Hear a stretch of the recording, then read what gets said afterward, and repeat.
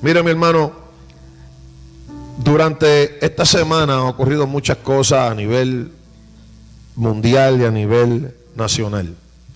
No es sorpresa ni es noticia que el Congreso aprobó que el matrimonio entre personas del mismo sexo es legal. Y esto se ha hablado mucho y no vamos a seguir dándole promoción a algo tan negativo. Simplemente yo quiero, a la luz de la Escritura, que nosotros, el pueblo de Dios, no dejemos que estos acontecimientos que ocurren, que están profetizados que han de ocurrir, nos desanimen, nos desconsuelen. Porque encima de todas las cosas que podamos personalmente cada uno de nosotros estar afrontando, sean de salud, financieras, en relaciones, proyectos, planes que hay delante del Señor, que sabemos que hay tantas veces contratiempo y vemos cómo el enemigo y otros factores interrumpen y tratan de robarnos el gozo y esa victoria y esa bendición. Encima de eso, den este tipo de noticias que realmente atentan y son inmorales y son de una trascendencia tremenda. Mucha gente cree que eso es nada, porque pues yo estoy debidamente casado delante del Señor. Yo soy varón, estoy casado con mi esposa y viceversa. Lo que la gente no ve a veces, cristiano, es que todas estas cosas cuando se hacen, lo que van es a desatar de una manera más clara y más fuerte la persecución contra la iglesia. Y nosotros en este país aún no hemos sentido una persecución fuerte, donde se nos tome, donde se nos haga personal. La sabemos, lo oímos, lo escuchamos, hemos leído y visto que otros países, gente son decapitadas, gente recibe un disparo en la cabeza, gente son arrastrados, gente son cercenados sus pieles porque son cristianos, madres con sus hijos los ahorcan porque dicen que son creyentes, y vemos todo eso y a veces queremos cerrar los ojos. Uy, es un cuadro espantoso, porque aquí todavía, gracias a Dios, no se nos ha hecho la persecución personal. No hemos resistido todavía hasta la sangre por el evangelio. Todavía no nos ha costado botar una gota de sangre, aún. Pero hermano, llegará el día. Llegará el día donde seremos echados en la cárcel. Llegará el día donde estaremos severamente perseguidos. Llegará el día donde Dios va a sacudir su era y se va a saber qué es trigo y qué es cizaña. Ese día va a llegar. Se viene hablando de tanto tiempo de eso y nos entra por aquí, nos sale por allá. Sí lo recibo, sí pastor, es verdad, sí la Biblia lo dice, pero todavía falta. Y falta todavía. Todavía falta, sí. La Biblia dice, todavía un poquito más. La Biblia usa esta frase, un poquito más, y el que ha de venir vendrá y no tardará. Falta un poquito, pero llegará. Y nosotros no debemos desanimarnos. ¿Sabe? Lo que nosotros debemos hacer cuando vemos estas cosas no es celebrar la inmoralidad, porque no, seríamos unos hipócritas. Pero sí celebramos que más se acerca el día de nuestra redención, de ver la redención que tenemos totalmente materializada, que seamos nosotros totalmente revestidos de gloria. Mi alma alaba la gloria de Dios, donde nosotros ya no estemos más expuestos a este tipo de asuntos. Eso a mí me consuela, eso a mí me anima a seguir el evangelio. ¿Sabe? Porque cuando estas cosas ocurren, no es que el evangelio perdió, no es que la iglesia perdió la batalla, es que lo que la escritura dice se cumple. Y si yo vivo de acuerdo a la escritura, y si usted y yo creemos en el Dios de la Biblia, significa que estamos en el lugar correcto. Y si la palabra que Dios dijo se cumple, significa que estoy en la verdad. Significa que la gracia de Dios me dirigió a toda verdad y a toda justicia. ¿Cuánto dan gloria al Señor? Y nosotros debemos orar para que estos acontecimientos no lleven a nuestros hermanos a desfallecer y a perder todo el ánimo. ¿Sabe? Mucha gente me ha dicho, oremos y ayunemos para que esto no ocurra. Esto va a ocurrir. Yo no quiero darle malas noticias a los que creen que un ayuno o una oración va a detener la voluntad de Dios. Dios dijo que estas cosas iban a ocurrir. Yo quiero que usted vaya conmigo un momento al capítulo 24 del Evangelio según Mateo. Yo quiero que usted vea conmigo unas cosas en la Escritura. Y hoy el mensaje no va a ser largo, no se preocupe. Pero yo quiero que veamos algunos puntos aquí importantes. Porque esto que habló Cristo es lo que se está cumpliendo hoy. Y vamos a ver el consejo y la exhortación que el Señor nos da.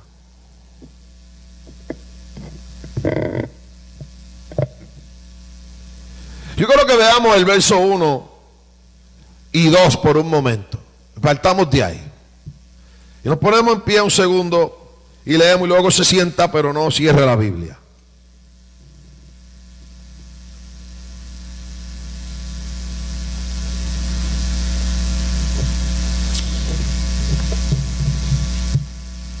Dice así la palabra. En el nombre del Padre, del Hijo y del Espíritu Santo. Cuando Jesús salió del templo y se iba, se acercaron sus discípulos para mostrarle los edificios del templo. Respondiendo él les dijo, ¿veis todo esto? De cierto os digo que no quedará aquí piedra sobre piedra que no sea derribada. Padre, ruego que tú permitas que tu palabra sea predicada y tú nos des, Señor, la guianza por tu espíritu y la sabiduría para poderla explicar y predicar con claridad. Bajo tu unción, dirigido, Señor, por tu gracia, esta palabra nos edifique y nos consuele. Nos consuele. No sea de un temor, sino que sea de consuelo. En el nombre poderoso de Jesús. Amén. Se puede sentar. Cuando usted mira el capítulo 24, obviamente tiene que leer el capítulo 23. Y en el capítulo 23 Jesucristo censuró, criticó fuerte y severamente el sistema religioso y sus líderes. En el capítulo 23 usted ve la famosa frase fariseo hipócrita, sepulcro blanqueado, y todo este tipo de palabra censuradora fuerte que Jesucristo dijo. Cuando en el capítulo 24 comienza, dice que cuando él salió del templo y se iba, se le acercaron sus discípulos y le mostraron los edificios del templo. El templo en Jerusalén era un edificio majestuoso, era una arquitectura fabulosa. Los detalles minuciosos en la construcción del templo eran finos. Allí había oro, mármol, la mejor madera, la mejor escultura. Lo más fino era la casa de Dios, el templo de Dios. Era una cosa espléndida, era una maravilla observar el templo. Cristo dijo, ustedes ven todo esto, aquí no va a quedar piedra sobre piedra. ¿Qué quiso decir el Señor? ¿Que Él iba a destruir el templo? ¿Que el templo no vale nada? No. Lo que el Señor quiere decirle, no se dejen llevar por la majestuosidad de los edificios donde se adora. Él viene de censurar el sistema religioso y ahora le dice, el templo, aunque es majestuoso, esto va a pasar. Porque el Señor le estaba dando a entender a sus discípulos que los aspectos religiosos, aunque tienen su lugar donde se llevan a cabo, que es en los templos, y hay unos sistemas ceremoniales que se usan y que son importantes, no van a determinar el calibre, la valentía, la perseverancia que se requiere del cristiano cuando llegaran los momentos que él continúa enumerando y citando. Mucha gente confía en su sistema de creencia, en lo que cree, en cómo es la ceremonia, a qué templo va, de qué denominación es, de quién es el pastor, de quién es la pastora, que si hay apóstol, que si hay profeta, que si hay danzora, que si el templo tiene esto, que si el templo tiene lo otro, que si tiene todo esto. Y Cristo dijo, todo eso va a pasar. Todo eso va a pasar. Lo que va a persistir y lo que va a ocurrir, lo que viene para el creyente, no se va a dar dentro del templo. No se va a dar dentro del sistema religioso. No se va a dar dentro de la denominación cualquiera que se llame.